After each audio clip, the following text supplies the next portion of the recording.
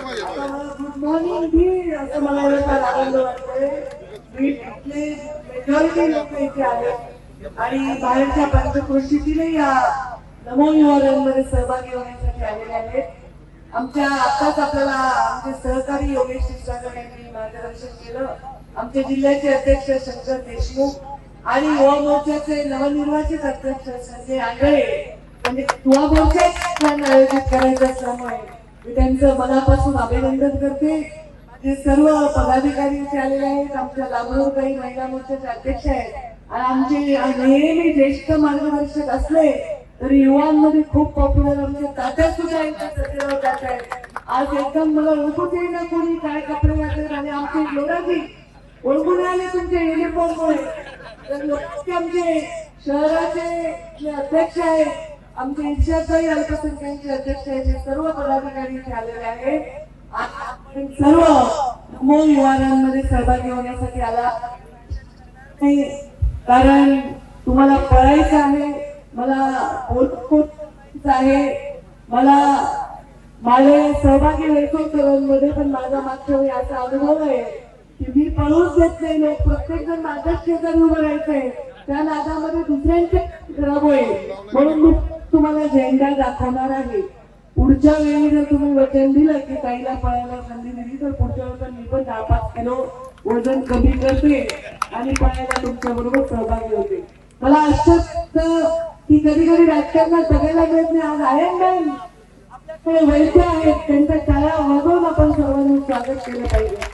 आपले अनेक लोक स्वराज्य आहेत, सगळ्यांची नावं सांगता येणार, सगळ्यांचे आम्ही स्वागत केलं. मला एवढे फिट लोक आनंद झाला आणि मोदीजी कमाल आहे.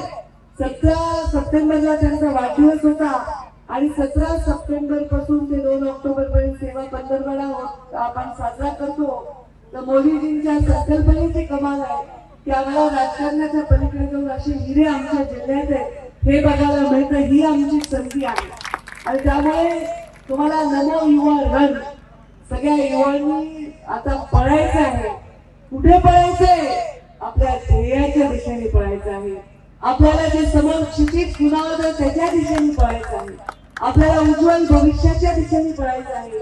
हा आपला देश एक महासत्ता बनेल त्या दिशेने आपल्या युवांना त्या दिशेने धावायचं आहे. आणि म्हणून मी युवकांना मनापासून हार्दिक शुभेच्छा देते आणि धावायला सांगते बीडला आपण सर्वजण मोठ्या संख्येने याच्यामध्ये सहभागी झाला याच्याबद्दल मी आपल्या सर्वांचे अगदी हात जोडून नम्रपणे अभिनंदन करते आणि आपल्या सर्वांचे आभार मानते. आणि या नमो रनला आता मी हिरवा झेंडा दाखवून आपल्याला धावायची परवानगी देते. याच्यानंतर खंडेश्वरी मंदिरामध्ये मी स्वच्छता करणार आहे आणि हे पण मोदीजींचा संकल्प आहे, हे पण मोदीजींचा आदेश आहे की स्वच्छ भारत आपला असला पाहिजे. स्वच्छतेच्या बाबतीत मी थोडी नाराज आहे कारण नगरपालिकेच्या निवडणुका झाल्या नाही. सगळ्या ठिकाणी मला कचरा दिसतोय.